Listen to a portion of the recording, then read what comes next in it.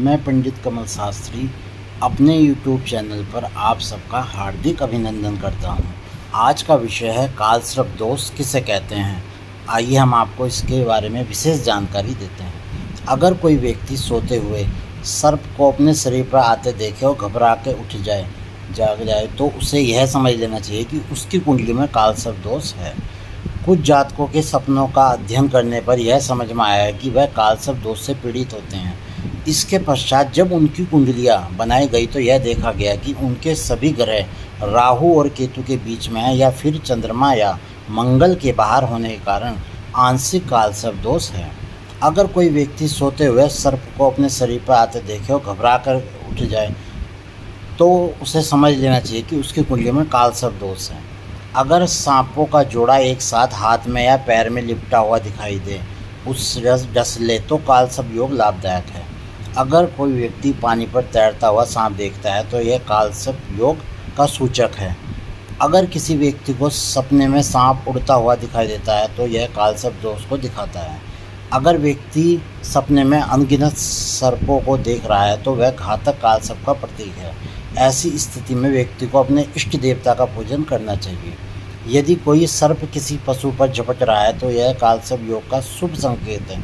ऐसा सपना अगर कोई व्यक्ति देखता है तो इससे उसे धन प्राप्त होता है। यदि व्यक्ति अपने सपने में सर्प और नेवले की लड़ाई देखे तो यह कालसर्प योग परिवार और रिश्तेदारों में कलह का कारण बनवाता है। यदि व्यक्ति अपने सपने में किसी सर्प को फुंकार मारते हुए या फन उठाए देखता है तो वह मृत्यु तुल्य कष्ट को दर्शाने वाला होता है।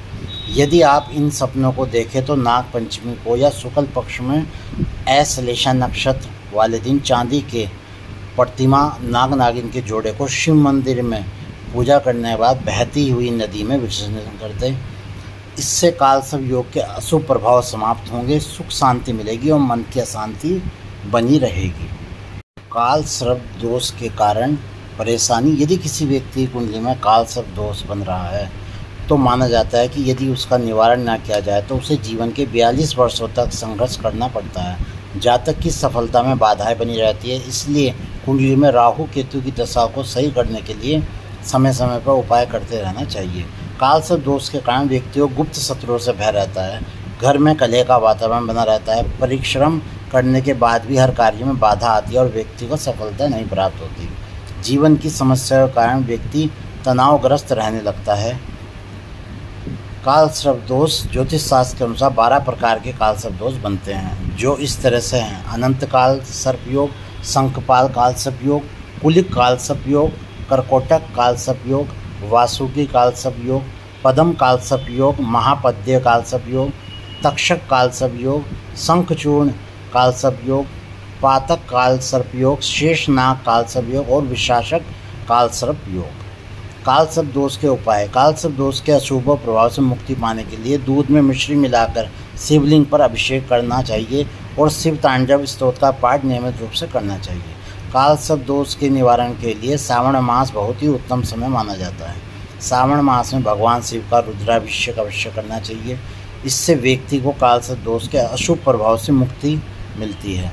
कालसर्प दोष का निवारण करने से पहले योग्य अच्छे ज्योतिषी को जानकारी अवश्य लेनी चाहिए, तभी किसी प्रकार का उपाय करना चाहिए। बहुत बहुत धन्यवाद।